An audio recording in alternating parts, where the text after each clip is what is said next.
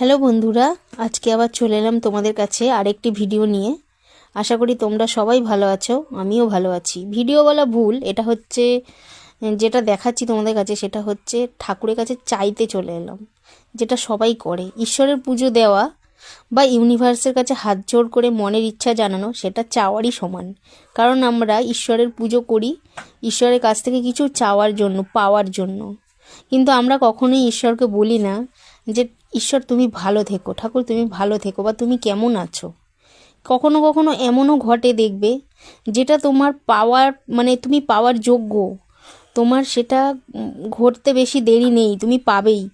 কিন্তু ঈশ্বর বা ইউনিভার্সের কাছে চাইলে ঠিক তার উল্টোটাই হয়।